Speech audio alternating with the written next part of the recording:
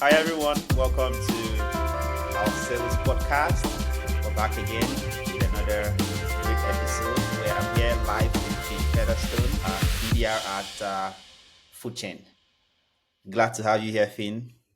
Yeah, thank you very much. I'm excited to talk about sales a little bit with you. Yeah, you know what? Most of the people I have on, like I invite for the podcast, I admire what they do in one way or the other.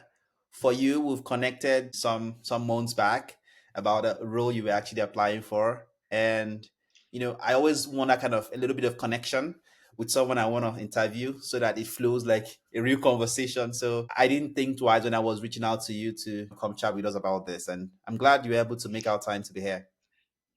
Yeah, thank you very much. You know, it was definitely you caught me when we first connected when I was first getting into the whole, tech sales world, kind of scrambling around and trying to figure out how to even break into it. And your support was super useful for me, and I really appreciated it, when I was originally interviewing at Mosaic. Yeah, I'm glad you were able to break in, and I've seen you've worked at a couple of other companies, and we just want to learn from you any little thing we can to support other Yeah, salespeople out there, because everybody's experience in sales is unique. yeah. Even five salespeople selling a particular product have five different unique experiences and five different skill sets. Right. So that's why we'd love to have on this podcast as many conversations as we can as with other BDRs, SDRs, managers, and anybody in the revenue generating team. And we'll just start with a sales technique or strategy that has worked for you, right? So, what's this technique or strategy or approach to sales that it's always been working for you? Would you mind sharing? And how do you think others can basically, you know, adopt and apply it in their role? Yeah, absolutely. So I'm a big fan of trying to cut through the noise and use unique outreach strategies that maybe some other people aren't doing. And that's why the most effective sales strategy that I've found for enterprise accounts specifically that I work on is when I connect with prospects on LinkedIn, I send over a 30 to 45-second video explaining why I'm reaching out, and that can hopefully be based on a trigger. And I make sure to also reference another channel that I've reached out through, just because I've noticed that those specific prospects that I work with in the food and beverage space don't respond very quickly on LinkedIn. So I've found, let's see here. And yeah, essentially what I do after that is I set, someone that I just connected and sent that video, I set their profile on another monitor. I have like four monitors just because I'm like super disorganized all the time. So I need a ton of space. And I put their profile on another monitor and keep an eye on it in hopes that the moment I see that they watch that video, I can give them a cold call. And it kind of creates a really natural first touch, where hopefully when they pick up, it can be pretty much as simple as, hey, saw that you just watched my video on LinkedIn and wanted to hear your thoughts on that and see if it's something that's maybe relevant to you and your team. And then you can kind of jump into the conversation not quite as unexpectedly. And I've been able to book a decent number of deals off of that strategy. Obviously, it's hard to do if you're reaching out to like a ton of SMB accounts. But if you only have like a handful of accounts that you're like actively targeting in one day, I think it's a really good and effective strategy. I love that. Why it's funny how a lot of BDRs still haven't been able to harness videos when selling. It can be very powerful. And when people put a face to, maybe they've read your email or they've not, Mm-hmm. but they put a face to who is reaching out. And, with the whole surge of AI tools, a lot of, you know, decision makers out there are Yep. conscious. They don't even know if it's a real person or not. I think videos go a long way to cut through the noise, like you said earlier, to help them know that you're actually real and you want to support them and help them solve their pain points. I love that, and I hope other salespeople could adopt this. How about handling challenges? Would you mind sharing a particular time you faced very challenging sales situation, any at all, how you handled it, and what you learned from that situation? Yeah, absolutely. And I'd say that one of the biggest challenges that I've faced in sales is being aware and conscientious of interdepartmental nuances when cross selling products. So, a lot of the companies that I've worked at have several different products. So, you're often reaching out to people that are already within your company's ecosystem. There was one time, or there were actually two instances where I accidentally reached out to large grocery store chains that were up for renewals. And understandably, my account managers were not delighted. But what I learned from those mistakes is how much value there is in working interdepartmentally and leveraging the relationships your teams can foster to create opportunities for the company that you're reaching out to. So, I'll just go through them. In the first case, this company that I was reaching out to was like $1 billion a year in ARR. And my accidental outreach, while it was bad at first because it kind of messed up the renewal process a tiny bit, I had the opportunity to work with our CEO actually to set up an in person meeting for them with that company that I'd reached out to. And ultimately, what had happened is it shifted what a bit of a contentious renewal into a trust building opportunity that helped secure their continued business. And then in the second instance, I was reaching out to an $11 billion a year grocery store chain. So Oh, when they were also up for renewal, it was like terrible.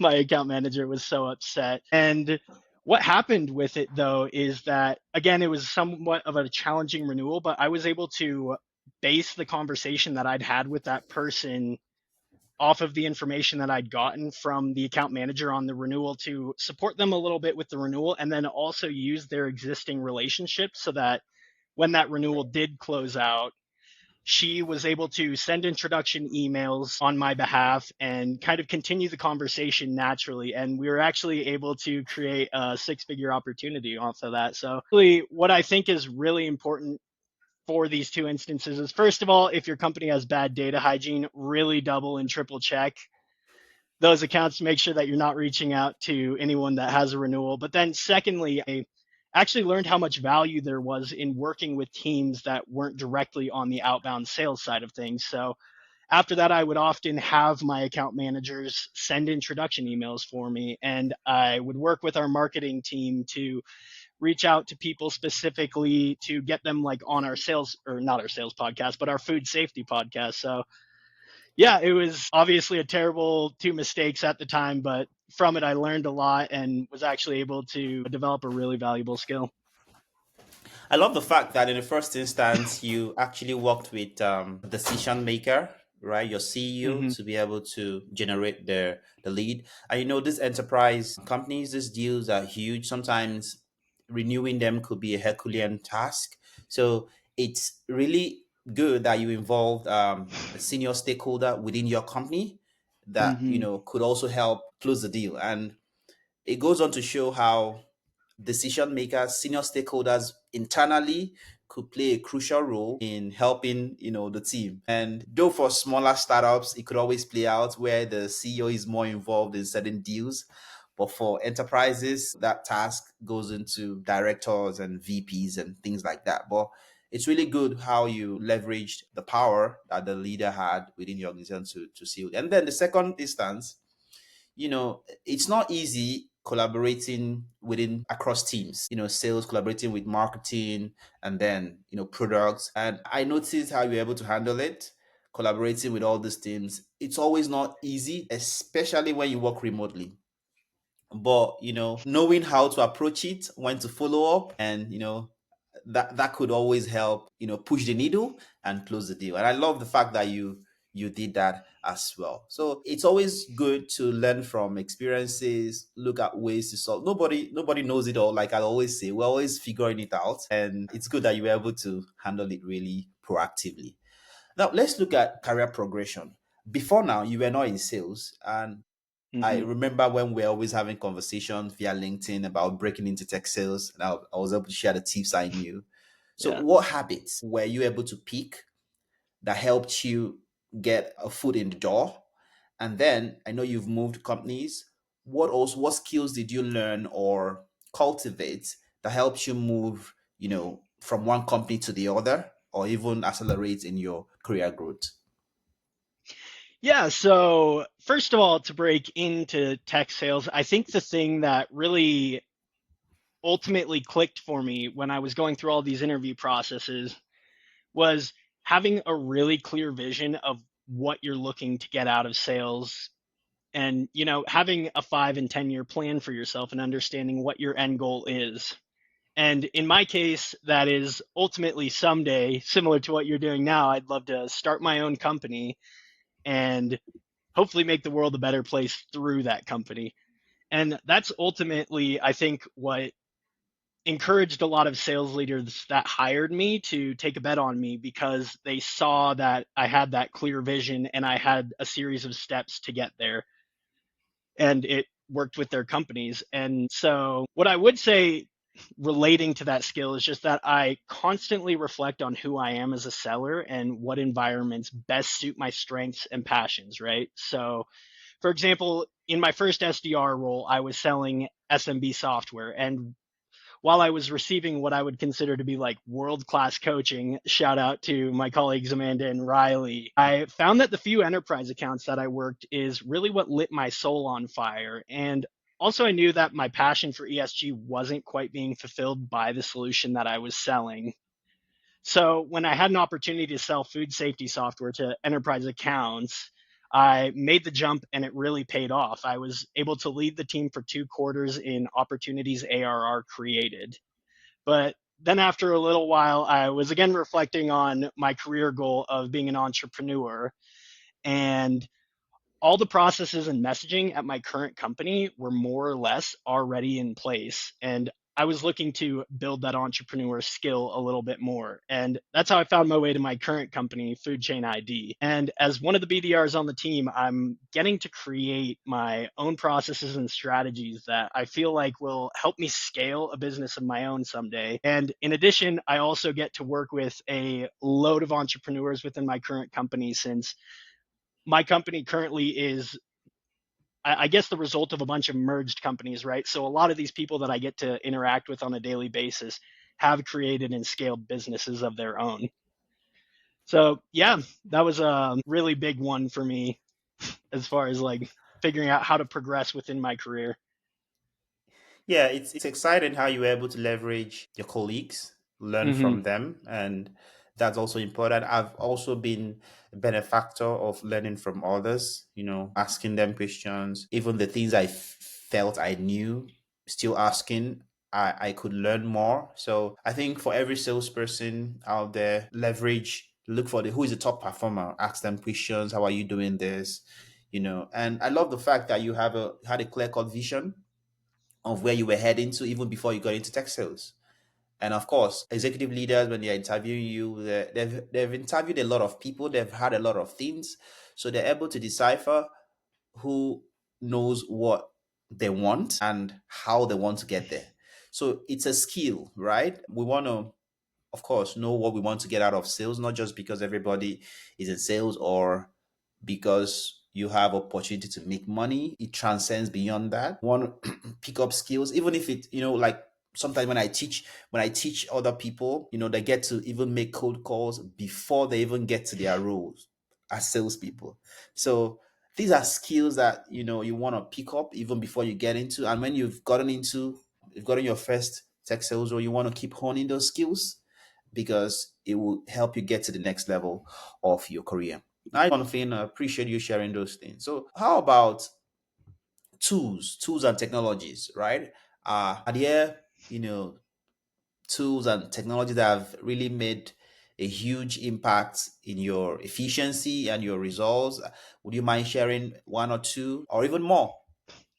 Yeah, so I don't think that it should come as any surprise that Sales Navigator, in my opinion, is the holy grail of sales tools. And if you learn how to use it effectively, you can really keep a healthy flow of relevant prospects coming into your pipeline, which I think, is the lifeblood of you as an SDR or BDR. And I think that every SDR should really invest some serious time into understanding the verticals, personas, and triggers that they should set up saved searches for in Sales Navigator. because it can, ultimately make or break your sales career if you don't have an idea of where to go and how to get new leads. And specifically, one of the things that I like the most is being able to go through your company's existing customer base, right? And get some saved searches set up with those existing companies and some of your company's like closest customers as individuals, and set up saved searches so that you can see when they're changing companies. So almost like a bit of like a simpler version of, user gems or Champify, if you've ever heard of those two things. Yeah, yeah, I have. Yeah, Yeah. user gems. Love that. Yeah. And then, I would also like to highlight Trellis. I'm not sure if you've heard of them. They're like a power Yeah, dialer, but I've used Trellos.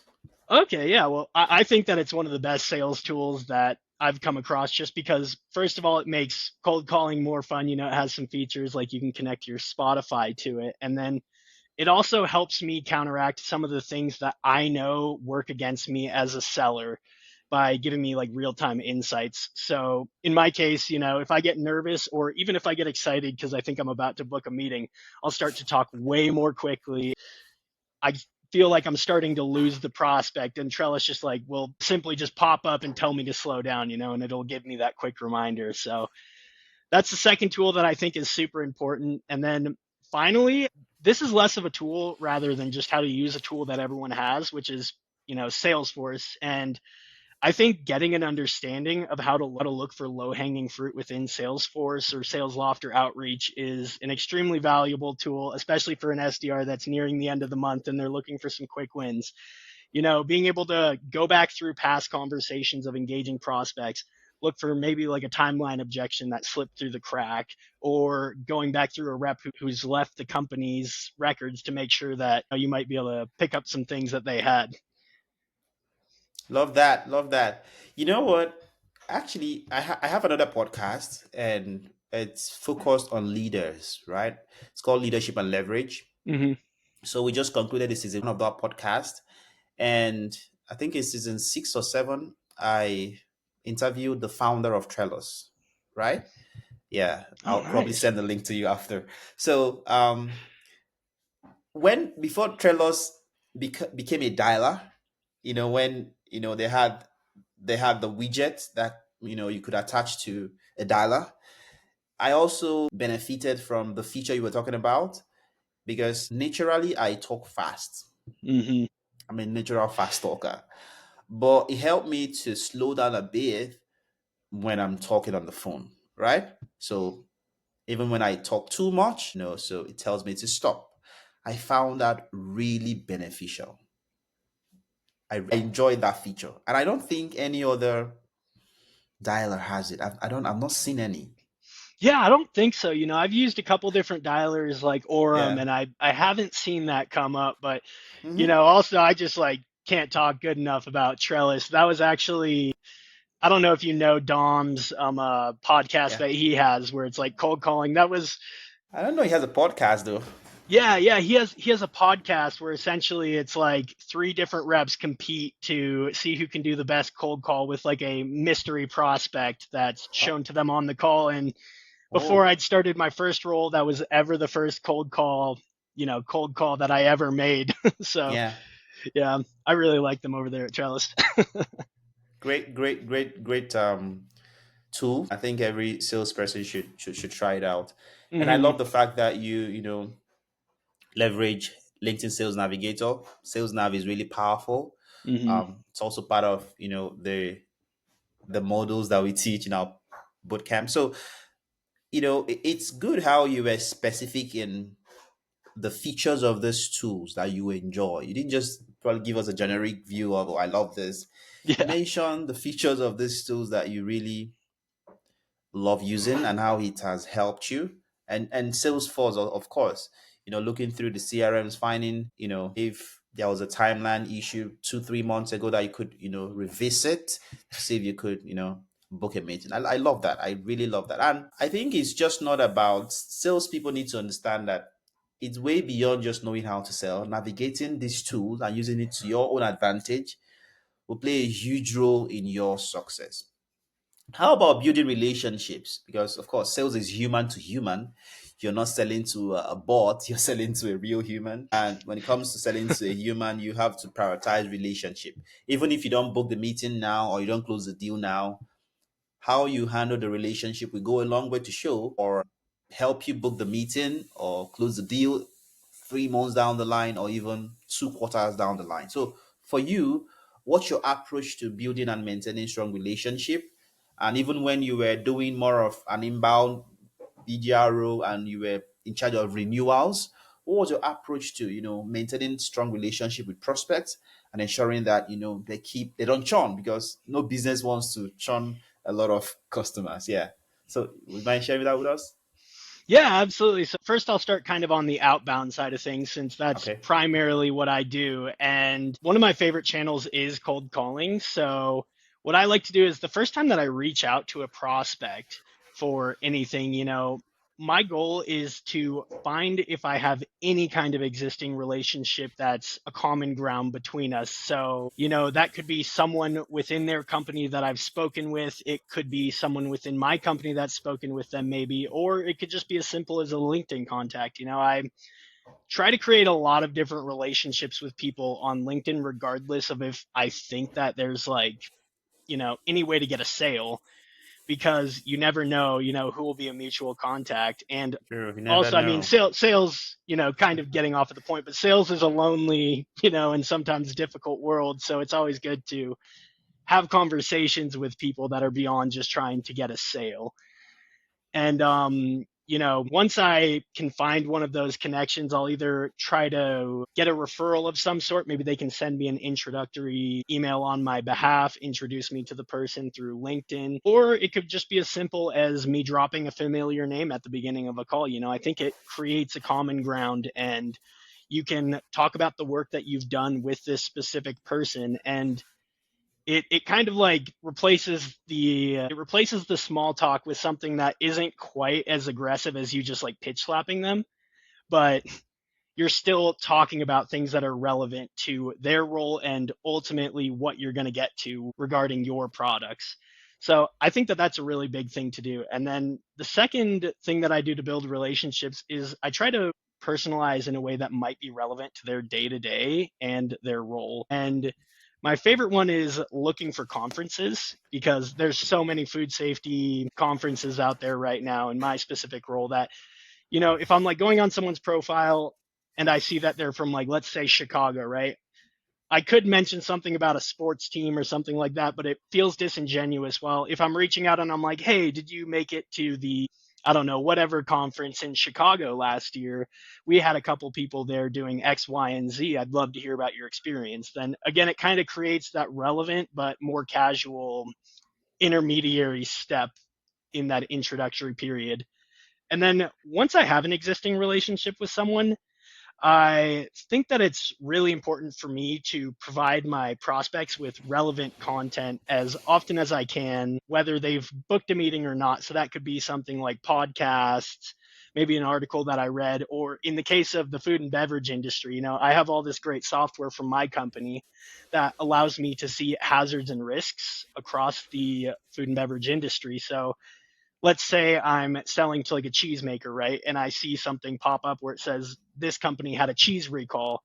I'll just copy and paste that exact information, send it over to them, and be like, hey, notice that there was this recall. I don't know if they're a supplier of yours, but thought it might be relevant just in case. And I feel like it kind of continues that relationship so that you can either maybe book the meeting someday, or you can have a really great contact in the industry for that referral strategy that I mentioned.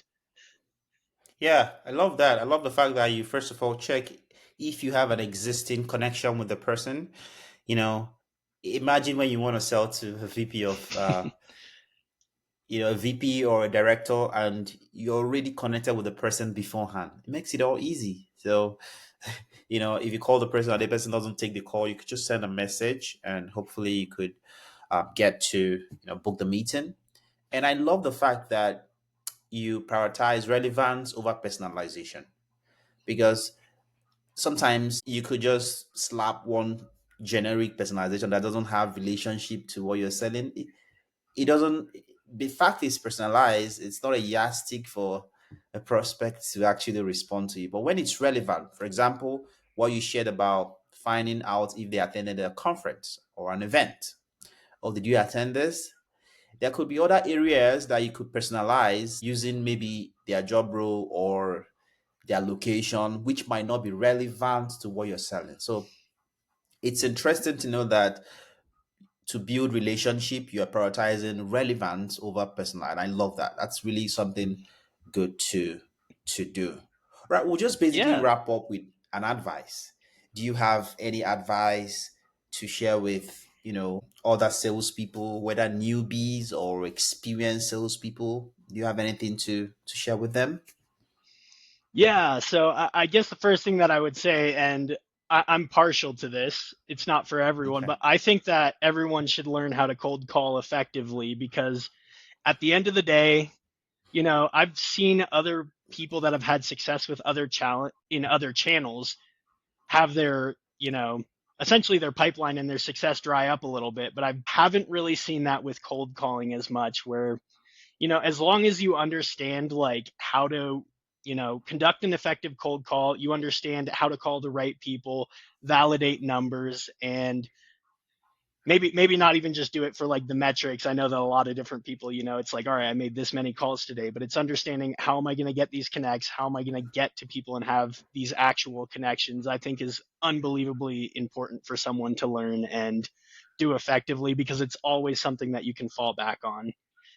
And then another big thing that I kind of neglected initially that I think is extremely important for new salespeople, and I think it's pretty much something that all tenured salespeople do, is really hammer down into understanding your numbers and what inputs result in what outputs, so that you're not just sitting around thinking like, all right, maybe I'll set a meeting on this next one and that'll get me to where I need to be for the end of the month.